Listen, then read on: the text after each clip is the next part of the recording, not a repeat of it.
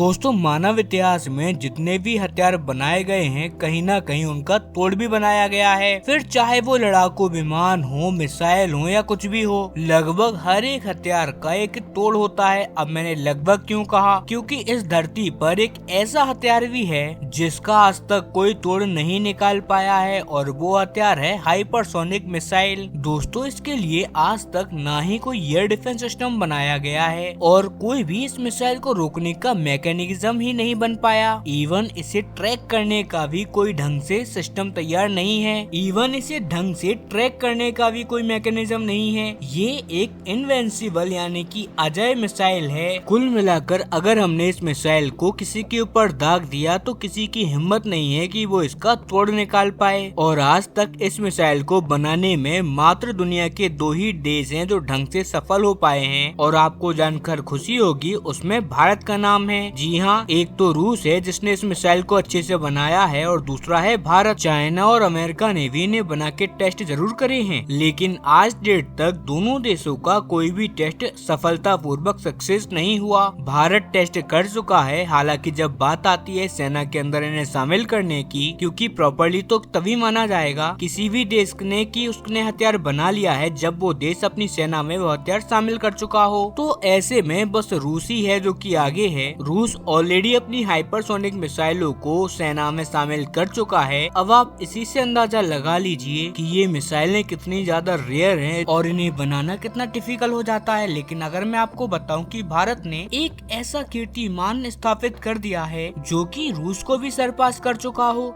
जिसके आगे hypersonic technology भी फेल हो जाए, तो क्या आप इस बात को मानोगे? शायद ना मानो, लेकिन मैं आपको बता दूं कि ऐसा हो चुका है। और लेकिन दोस्तों उससे पहले अगर अभी तक आपने इस चैनल को सब्सक्राइब नहीं किया है तो आपसे विनम्र निवेदन है कि आप इस चैनल को सब्सक्राइब कर नोटिफिकेशन बेल को ऑन कर लीजिए और वीडियो को लाइक कर दीजिए। चलिए हम वीडियो में वापस आते हैं। आज ही खबर निकलकर सामने आई है कि डीआरडीओ ने एक ऐसा active cool scrum jet engine design किया है जो कि नेक्स्ट जनरेशन की हाइपरसोनिक मिसाइलों के अंदर लगाया जाएगा। और अगर आप नहीं समझे तो मैं आपको बता दूं कि इस टाइम पर जो हाइपरसोनिक मिसाइलें पूरी दुनिया में मौजूद हैं, जिनके टेस्ट भी चल रहे हैं, उन मिसाइलों से भी ज्यादा खतरनाक नेक्स्ट जनरेशन की हाइपरसोनिक मिसाइलें होंगी जो कि अभी वाली मिसाइलों से भी बहुत ज्यादा बेहतर होंगी। और अब उसका इंजन भारत रेडी कर चुका है, यानी कि अब से 10 से 15 साल बाद जो हथियार आएगा दुनिया भर में, भारत ने आज उसके इंजन को बनाने में सफलता हासिल कर ली है। और ये इतनी बड़ी बात क्यों है? तो बड़ी बात इसीलिए है क्योंकि हाइपरसोनिक मिसाइलों की 2 बड़ी खूबियां होती हैं। पहली खूबी तो ये उनकी रफ्तार। दरअसल एक हाइपरसोनिक मिसाइल की 5 मैक तक की मिनिमम रफ्तार होनी चाहिए, तभी उसे हाइपरसोनिक माना जाएगा। और 1 मैक का मतलब है 1250 किलोमीटर प्रति घंटा। इसके हिसाब से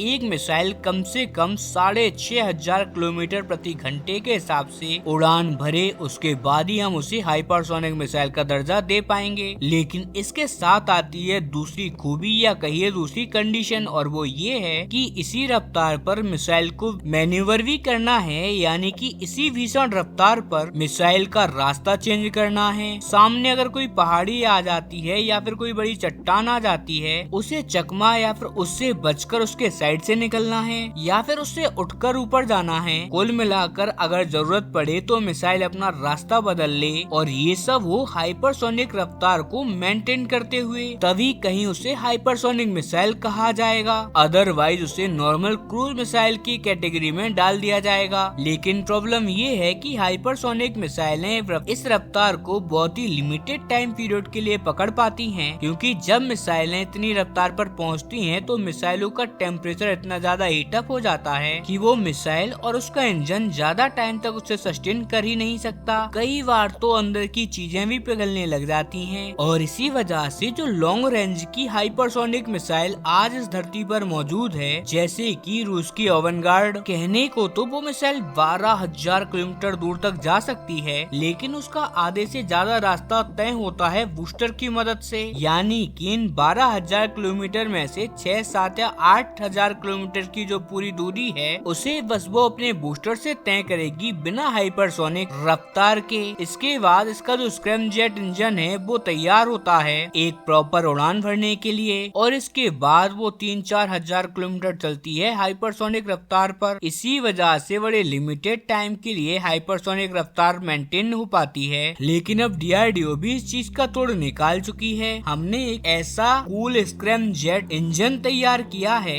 जिसकी मदद से ये पूरा 12,000 किलोमीटर का रास्ता हाइपरसोनिक रफ्तार पर रहते हुए पूरा किया जा सकता है। हमें किसी भी प्रकार के बूस्टर की आवश्यकता पड़ेगी ही नहीं। ये प्योरली एक लॉन्ग डिस्टेंस हाइपरसोनिक मिसाइल होगी जो कि चलेगी एक कूल स्क्रैम जेट इंजन के ऊपर। अब ये काम कैसे करेगा तो इसे लेकर बताया गया है कि ये एक एक्टिव कूल सिस्टम के तहत काम करेगा, यानी कि जब मिसाइलें उड़ान भर रही होंगी उसी टाइम पर इसका जो एक्टिव कूलिंग सिस्टम है वो काम करता है और लगातार इस इंजन को ठंडा करता रहेगा। अगर मैं आपको और भी ज्यादा आसान भाषा में समझाऊं उदाहरण देकर, तो मैं आपको बताऊं तो ये उदाहरण पूरी तरीके से सही नहीं होगा, लेकिन हाँ आप इससे अंदाजा लगा पाओगे। दरअसल जो कारें पहले के टाइम पर आया करती थी जो कि रेडिएटर वाली कारें होती थी, उसके अंदर हर थोड़े थोड़े टाइम में हमें पानी डालना होता था। फिर उस पानी की मदद से रेडिएटर के अंदर लगा हुआ पंखा ठंडी हवा डालता था इंजन के ऊपर, जिससे कि इंजन ठंडा होता था। लेकिन इसके लिए आपको बार बार पानी डालना होता रहेगा। लेकिन अब जो मॉडर्न कारें आ रही हैं उनमें ज्यादातर में कूलेंट आता है और एक बार अगर आपने कूलेंट डाल दिया तो ऐसे में वो कूलेंट लगातार जब तक इंजन चलता रहेगा उसमें सर्कुलेट होता रहेगा और इसी के साथ रेडिएटर की मदद से ठंडा भी होता रहेगा। इसी को एक तरीके से